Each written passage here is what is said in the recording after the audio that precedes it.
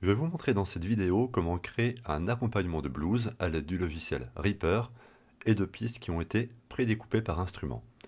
Dans le logiciel Reaper, nous allons commencer par définir le bon tempo du projet qui par défaut est à 120 battements par minute et qu'on va placer à 90. Maintenant que le projet est prêt, nous allons tout de suite rentrer dans un des dossiers des instruments et on va commencer par la guitare basse. Alors vous savez déjà comment fonctionne la structure du blues, nous allons maintenant assembler les extraits qui ont été classés par degré de façon à respecter la bonne structure. Nous allons donc placer une mesure du premier degré, puis une mesure encore du premier degré, encore une fois le premier degré, et finalement encore une quatrième fois le premier degré. Ça c'est le début du blues. Alors là je vais passer les extraits dans un ordre au hasard, je n'ai pas écouté tous les extraits, mais bien sûr, à vous d'écouter chaque sample de façon à vous assurer que les enchaînements fonctionnent bien. Mais on peut tout de suite écouter ce début de blues en rembobinant, puis en cliquant sur lecture.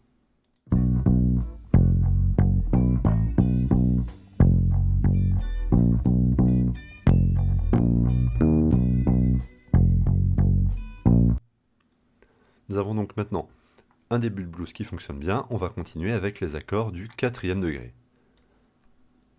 Une première fois, et supposons maintenant qu'on veuille simplement répéter cet accord plutôt que de prendre un autre sample, on peut tout simplement placer le curseur de la souris à l'extrémité du sample et l'étirer comme ceci sur une nouvelle mesure. On l'écoute.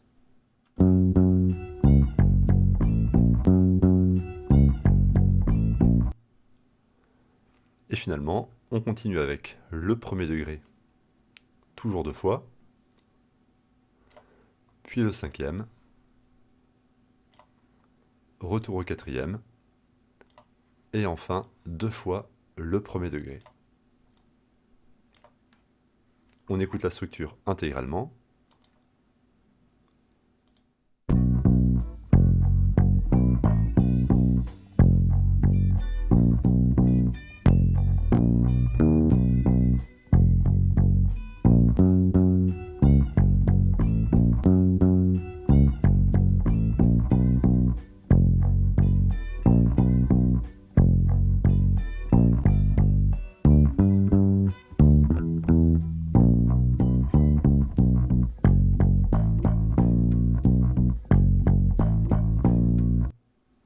On a donc maintenant notre piste de basse qui est complète. On va pouvoir double-cliquer sur le nom de la piste et lui donner un nom plus clair, guitare basse.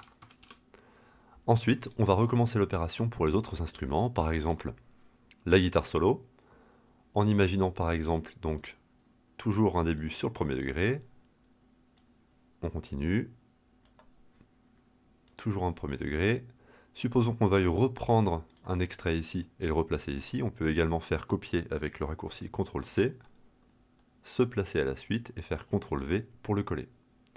Dernière chose, on peut faire des transitions un petit peu plus douces, par exemple en se plaçant dans un coin d'un sample pour obtenir ce curseur et comme ça créer un fondu, simplement en maintenant le bouton de la souris enfoncé. On écoute le rendu de ce début de solo.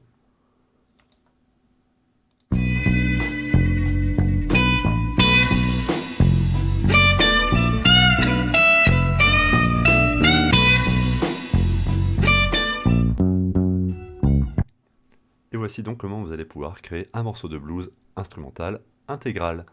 Bon courage à tous!